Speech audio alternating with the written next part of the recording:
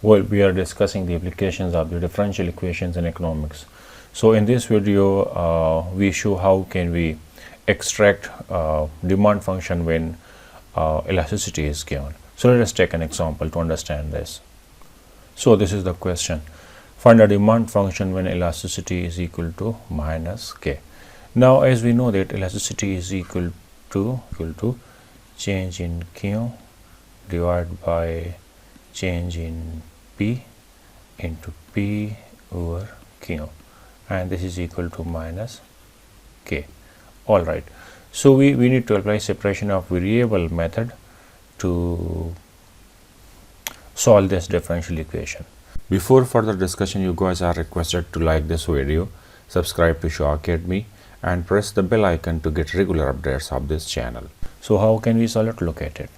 So if you multiply Q by P on both sides, Q by P and into Q divided by P, this cancel out with this is cancel out with this, and we are left with change in Q divided by change in P, and this is minus k time Q divided by P. All right, now if we do cross multiplication, this is equal to P time change in Q, this is equal to minus k time Q dot change in P. All right, now if we divide both sides by P and Q, so this is equal to P time change in Q divided by PQ and minus k time Q time dP divided by PQ. So Q is cancel out with Q and P is cancel out with P, so we are left with 1 over Q into dQ, and if we shift to the right hand side, this is equal to plus k over P into dP, and this is equal to 0. Now the variable has been separated. This is P into differential of P, and this is Q into differential of Q. Now we can apply the simple integration to solve this question. So this is equal to integration of 1 over Q dQ, or plus you can factor out k integration of 1 over P dP, and this is equal to 0. Since we know that the derivative of Q is 1, the derivative of Q with respect to Q is 1, which exists in the numerator. When the derivative of denominator exists in the numerator, it is equal to log of the denominator. In integration, similarly, if the derivative of the numerator with respect to P if exists in the numerator, it is equal to log of the denominator. In the denominator, it is equal to P, and you can put it equal to C. Because you can add C over here, but if you shift it to right hand side, again it is C. So C is independent of the log, exponential, plus sign, minus sign. It is always a constant, right?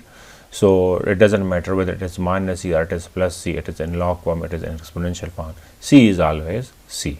All right, now we can apply the rules of log to rearrange k log P. How? Because we know that log of m to the power n is always equal to n into log of m. So we can rewrite the right hand side in the form of the left hand side. So applying this rule over here, so this is equal to log of p to the power k. So this is equal to log of p to the power k. Now we are applying another rule, that is log of m into n is exactly equal to log of m plus log of n. So we can write this thing in the form of the left hand side like this. So incorporating the same rule over here, look at it. So this is equal to log of q plus log of k, log of p to the power k can be written in the form of log of q into p to the power k, and this is equal to C. Now look at it. We have to eliminate log from the left hand side. So we can take exponential on both sides. We can take e on both sides. So we can TE on the left hand side as well as on the right hand side. This will offsets this. E is cancel out with ln, and we are left with q p to the power k, and e to the power c is already c, because e to the power c is already equal to c, because c is independent of the e log exponential function, right, and plus sign, minus sign, etc., etc. So ultimately this is equal to e to the power q p to the power k. If we p to the power k inverse on both sides, we get q. Q is equal to c p to the power k inverse, which is the demand function. Okay.